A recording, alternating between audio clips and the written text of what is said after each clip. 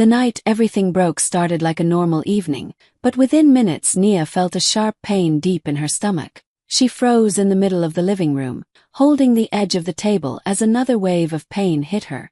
She was 9 months pregnant, and she instantly knew something was wrong. Her breathing became heavy. Tund. "I think the baby is coming," she said, her voice shaking. Tund was sitting on the couch scrolling through his phone. Instead of concern, irritation filled his face. He had already been in a bad mood all evening. "Not again, Nia," he muttered without even looking at her. Another contraction made Nia bend forward. Tears filled her eyes. "Please, we need to go to the hospital," she whispered, trying to stay calm. But Tund suddenly exploded. He stood up angrily and started pacing around the room. "I'm tired of this," he shouted. "Every day it's another problem with you." Nia stared at him in shock. She held her stomach tightly as the pain kept coming stronger. "I'm in labor," she said softly. "I just need you to drive me." Instead of helping, Tund grabbed his jacket and pointed at the door. His voice turned cold and cruel. "I'm tired of your problems."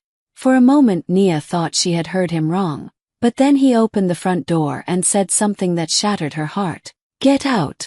The rain outside was pouring heavily. Cold wind rushed into the house. Nia stood there frozen, her mind struggling to understand what was happening. "Tund, please," she begged. But he didn't listen. He pushed the door wider and waited. Slowly, painfully, Nia stepped outside into the rain, holding her stomach as another painful contraction hit her body. The door slammed behind her. And just like that, a 9-month pregnant woman was left alone in the dark, while her baby was about to be born. Rain kept pouring down as Nia stood on the side of the dark street, holding her stomach and trying to breathe through the pain. Every few minutes another contraction hit her harder than the last. Her clothes were already soaked, and her hair was sticking to her face.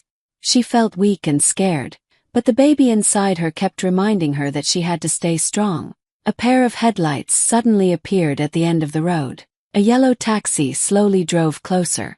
The driver noticed a pregnant woman standing alone in the rain and immediately slowed down. When he rolled down the window and saw Nia's face, he instantly understood something was very wrong. "Madam, are you okay?" he asked with concern. Nia could barely speak. Another contraction made her grab the side of the car for support. "Please, hospital," she whispered, her voice shaking. The driver quickly jumped out of the taxi and helped her into the back seat. "Don't worry. I'll get you there," he said gently as he started the engine again. The ride felt endless. Nia held the seat tightly as the pain kept coming again and again. She tried to control her breathing, but tears kept falling from her eyes. The driver kept checking the mirror, worried about her condition. "You're going to be okay," he said, trying to comfort her. When they finally reached the hospital, the driver rushed inside and called the nurses. Within seconds, hospital staff ran out with a wheelchair. They carefully helped Nia inside while she struggled through another painful contraction. Doctors quickly realized the situation was serious. "She's in active labor," one nurse said urgently. They rushed her into the delivery room and began preparing for an emergency birth. Bright lights filled the room. Nurses moved quickly, checking her heartbeat and the baby's condition while doctors gave instructions. Nia felt exhausted and overwhelmed. The pain was intense, but she kept thinking about the tiny life she was about to meet. She held onto the bed and tried to focus on the doctor's voice telling her to breathe. Hours passed like a blur of pain, voices, and bright hospital lights. And then finally one last push changed everything. A loud cry suddenly filled the room. For a moment, everything went quiet in Nia's mind. Tears rolled down her cheeks as a nurse gently placed a tiny baby girl in her arms. The baby's small fingers moved as she cried softly. "She's healthy," the doctor said with a warm smile. Nia looked at her daughter and felt something powerful in her heart. All the pain, the fear, the rain, the loneliness. It suddenly felt worth it. She kissed the baby's forehead gently. But just as the nurses were finishing the checkups, Nia's phone started ringing on the table beside the bed. One of the nurses picked it up and handed it to her. "Someone from a law office is calling," she said. Nia frowned slightly, confused and exhausted. She slowly answered the phone, not knowing that the voice on the other side was about to change her life forever. The next morning the hospital room was quiet and peaceful. Soft sunlight was coming through the window, and for the first time since the night before, Nia felt a little calm. Her baby girl was sleeping in the small hospital crib beside her bed, wrapped in a warm pink blanket. Nia watched her tiny chest rise and fall as she slept, and a small smile appeared on her tired face. Everything still felt unreal. Just hours ago she had been standing alone in the rain, scared and abandoned. Now she was a mother. Her body still felt weak from the long delivery, but her heart felt full every time she looked at her daughter. Just then, her phone started ringing on the table beside her bed. Nia frowned slightly. She didn't expect anyone to call her. Slowly she reached for the phone and answered. "Hello." A calm, professional voice spoke on the other side. "Good morning. May I speak with Ms. Nia Balagan?" "Yes, this is Nia," she replied softly. "My name is Mr. Adeyemi. I'm calling from Adeyemi and Partners Law Office. I'm very sorry to inform you that your grandmother, Mama Ifeoma, passed away 3 days ago." For a moment Nia stopped breathing. Her grandmother, the woman who had raised her with love when she was a child, the only person in her family who had always believed in her. Tears instantly filled Nia's eyes. I didn't know," she whispered. "I understand," the lawyer continued gently. "But there is something very important you need to know. Your grandmother left a will, and according to her documents, you are the primary heir." Nia was confused. Heir to what? There was a short pause before the lawyer answered. "To her estate, investments, and business assets. The total value is approximately $10 million. For a moment the room felt completely silent. Nia thought she had heard wrong. $10 million, she repeated slowly. "Yes," the lawyer confirmed. "Your grandmother spent many years building small businesses, land investments, and property deals. She kept most of it private. According to her will, she specifically chose you to inherit everything." Nia's eyes moved slowly toward her sleeping baby. Just hours ago she had been thrown out of her own home with nothing. No support, no money, no place to go. And now someone was telling her she had just inherited $10 million. Her hands were shaking slightly as she held the phone. "Your grandmother also left a message for you," the lawyer added softly. Nia's heart started beating faster. "What did she say?" Nia asked quietly. The lawyer read the note slowly. She wrote, "Nia has always had the strongest heart in our family. When the world becomes cruel to her, I want her to have the power to build her own future." Tears rolled down Nia's face as she looked at her baby again. Last night she lost everything. But this morning, her life had just changed forever. After leaving the hospital, Nia made a quiet decision. She didn't want revenge. She didn't want to waste her energy thinking about the man who threw her out in the rain. Her whole world was now the tiny baby girl sleeping in her arms. She told herself one simple thing: I will build a life where my daughter never feels abandoned. The first few months were not easy. Even with the inheritance, Nia didn't rush into spending money. She rented a small but safe apartment in a quiet part of the city. Most days were simple: feeding the baby, learning how to be a mother, and slowly trying to understand the huge responsibility that had suddenly come into her life. But Nia also remembered something about her grandmother. Mama Ifeoma was never careless with money. She believed money should grow, not disappear. So Nia started learning. At night, when her baby was sleeping beside her, Nia would sit with her laptop for hours. She read about investments, businesses, and property. She spoke to financial advisors and listened more than she talked. Instead of making risky choices, she started small. Her first investment was a small local catering company that was struggling but had potential. She quietly helped improve their management and marketing. Within a year, the business started making good profit. That success gave Nia confidence. Next, she invested in a small apartment building, then another property, then a partnership in a travel agency. Slowly, step by step, her money started growing. She never showed off her wealth. Most people around her had no idea who she really was. Years passed. The young woman who once stood alone in the rain was slowly becoming someone completely different. Her businesses grew bigger. Her investments became smarter. She built a small but powerful team of people she trusted. Eventually, Nia moved into larger projects, luxury apartments, event spaces, and hospitality businesses. By the time her daughter started school, Nia was no longer just an investor. She was a business owner. People in the industry started recognizing her name. Deals became bigger. Her companies expanded to different parts of the city. Money was no longer something she worried about. But despite all the success, Nia kept her life private. She never spoke about her past. She never mentioned the night she was thrown out while in labor. To the outside world, she simply looked like a calm, confident entrepreneur. But deep inside, Nia knew the truth. The old version of her, the scared woman standing in the rain with nowhere to go, had completely disappeared, and in her place stood someone stronger than anyone had ever expected. While Nia was slowly rebuilding her life, Tund moved on much faster than anyone expected.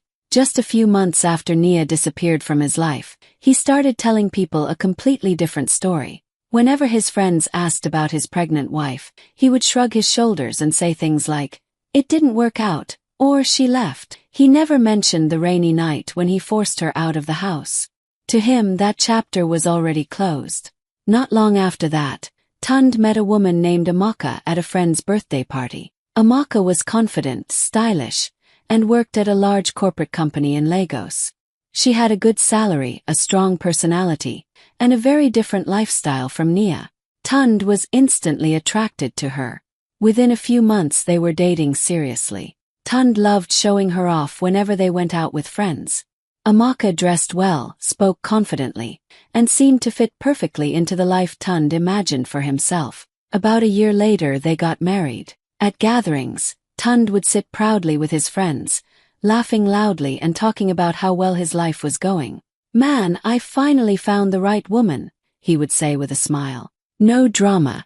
No problems. Everything is peaceful now." His friends would nod and congratulate him. Amaka also believed she had married a successful man. Tund always acted confident and talked about big plans for the future. They rented a comfortable apartment and lived what looked like a normal, happy life. But there was one thing Tund never talked about: Nia. Her name slowly disappeared from his life like she had never existed. He never wondered where she went. He never tried to find out what happened after that night. As far as he was concerned, that part of his past was finished. Years passed, and Tund kept telling people the same thing. "My life is finally perfect." What he didn't know was that somewhere in the same city, the woman he had thrown out in the rain was building something far bigger than he could ever imagine. The scared pregnant woman he once called a problem was no longer struggling to survive. She was quietly becoming powerful. And the day their worlds crossed again, Tund would finally realize how badly he had underestimated her. Years passed, and the quiet life Nia had slowly built turned into something much bigger than she ever imagined. What started with small investments had grown into a powerful business. Nia was now the owner of a luxury hospitality company that was becoming one of the fastest-growing brands in Lagos. Her company managed elegant boutique hotels, business lounges, and high-end event spaces across the city. Every week new partnerships were being signed. Investors respected her calm but sharp business mind. Employees trusted her leadership. People in the industry often talked about the mysterious CEO who built a successful empire without ever chasing attention. But for Nia, the most important title in her life was still simple: mother. Her daughter was now a bright little girl who loved drawing and asking endless questions. Every morning before work, Nia would drop her at school and promise herself the same thing she had promised years ago in the hospital. "My daughter will never feel the pain I felt." One busy afternoon, Nia was sitting in her large office on the top floor of the company's headquarters. Through the glass windows, the Lagos skyline stretched across the horizon. Her desk was covered with reports, contracts, and project plans for new hotel openings. Her assistant knocked gently on the door. "Ma'am, HR sent a few new employee files for final approval," she said, placing a folder on the desk. Nia nodded and started reviewing them one by one. Hiring decisions were something she liked to personally check, especially for management positions. Most of the files looked normal: education, experience, references. Then she turned another page. Her eyes suddenly stopped. For a moment she didn't move. The name on the file stared back at her like a ghost from the past. Maka Obi. Nia felt a strange chill run through her body. Slowly, she leaned back in her chair and read the details again to make sure she wasn't imagining things. Corporate management experience. Excellent recommendations. Recently applied for a senior operations role in one of the company's new luxury hotels. The same name. The same woman. Tun's wife. For a few seconds, the office felt unusually quiet. Memories from years ago flashed through Nia's mind. The rain, the cold street, the slammed door. But instead of anger, something else appeared on her face. Calm, thoughtful expression. Life had a strange way of bringing people back when they least expected it. Nia closed the file slowly and looked again at the name written across the top. Maka Obi. The woman who had replaced her was now applying for a job in her company. The meeting room on the top floor was quiet and professional, with a long glass table in the center and large windows showing the busy Lagos skyline. A few senior managers from the company were already seated, reviewing documents on their tablets. Everyone was waiting for the final candidate to arrive. Nia sat calmly at the head of the table. Her expression was neutral, her posture relaxed, but her eyes were observant. She had already read the file several times, so she knew exactly who was about to walk through that door. A few seconds later, the door opened. Amaka stepped inside. She looked confident and well prepared. She was dressed in a sharp corporate suit, holding a laptop and a folder of notes. From the outside, she looked like someone completely ready for a professional presentation. "Good afternoon, everyone," Amaka said politely as she took her seat. She didn't immediately notice Nia sitting at the end of the table. Her focus was on setting up her laptop and connecting it to the screen. Soon the presentation began. Amaka stood up and started explaining her ideas for improving operations in the company's new luxury hotel branch. She spoke clearly and confidently, moving through her slides while the managers listened carefully. For a hospitality brand to grow, guest experience has to be the center of everything, she explained while pointing to one of the slides. Her voice was steady. Her confidence filled the room. Then, as she turned to the next slide, her eyes finally moved toward the head of the table. And suddenly, her voice stopped. For a brief moment, Amaka just stared. Her face slowly lost its confident expression as recognition hit her like a shock. Sitting calmly in front of her was a woman she had seen only once before in an old photo at Tun's apartment years ago. But this woman looked completely different now. Stronger, more powerful, more confident. Amaka's heart began beating faster. Someone beside Nia quietly said, "Please continue." But Amaka's mind was racing. She quickly glanced at the nameplate on the table in front of the woman. Nia Balagan, Chief Executive Officer. The words felt heavy in her mind. Balagan, her husband's last name. The room suddenly felt warmer, and Amaka struggled to keep her voice steady. She realized something unbelievable in that moment. The woman sitting in front of her, the CEO of this entire company, was the same woman her husband once threw out of his life. And now Amaka was standing there, trying to impress her boss. For a few seconds after recognizing Nia, Amaka completely lost her focus. The confident tone she had at the beginning of the presentation slowly disappeared. Her mind was no longer on the slides or the business plan. It was racing through something far more shocking. Nia Balagan, her husband's ex-wife, the same woman Tund once mentioned briefly and always described as a problem. The woman he claimed had simply left his life years ago.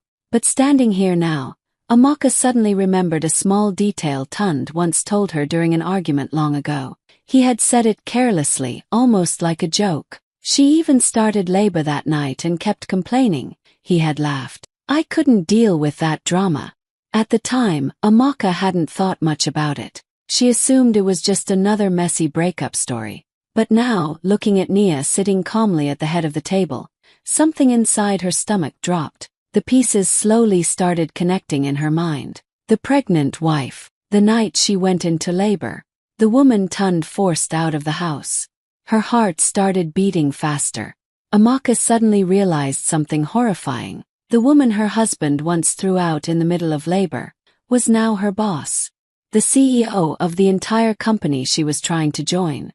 The room felt heavy with tension, even though most of the people there had no idea what was happening inside Amaka's mind. She tried to continue speaking, but her voice became slightly unsteady.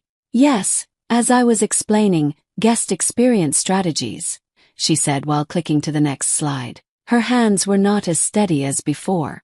Across the table, Nia simply watched quietly. Her face showed no anger, no surprise, no reaction at all. She sat there calmly, her fingers lightly resting on the table, listening to the presentation like she would with any other candidate. But inside, she had already understood everything the moment Amaka walked into the room. The nervous pauses, the sudden loss of confidence, the way Amaka avoided looking directly at her. Nia didn't interrupt. She didn't mention the past. She simply observed. Sometimes silence can be more powerful than confrontation. And in that quiet meeting room, one truth was slowly becoming impossible to ignore. The man who once said Nia was nothing but a problem was now married to a woman who might soon be working under her. The ballroom was buzzing with energy. Elegant chandeliers reflected golden light across the polished floors, and guests in sharp suits and evening gowns mingled, laughing and exchanging handshakes. It was one of the biggest corporate events of the year, and the city's business elite had gathered to celebrate achievements, announce new ventures and network. Tund arrived with Amaka on his arm, dressed in a crisp suit, looking proud and confident. He scanned the room quickly, spotting familiar faces and shaking hands with a few people he knew. The night felt perfect, just like he had always wanted. But something caught his eye. A large banner near the stage displayed the company's name in bold, shining letters. Balagan Luxury Hospitality Group. Tund paused mid-step. Balagan. A small unease crept into his chest, but he shook it off. "It's probably just a coincidence," he whispered to Amaka. "Nothing to worry about." As the crowd gathered near the stage, a calm, confident voice filled the room. "Ladies and gentlemen," the voice said, clear and strong, "thank you for being here tonight. I am honored to welcome you to the annual showcase of Balagan Luxury Hospitality Group." Tund froze mid-step, his drink trembling slightly in his hand. He scanned the stage. A woman was walking forward, her posture flawless, her expression composed yet commanding. She was dressed in a sharp, elegant outfit that radiated power and professionalism. Nia.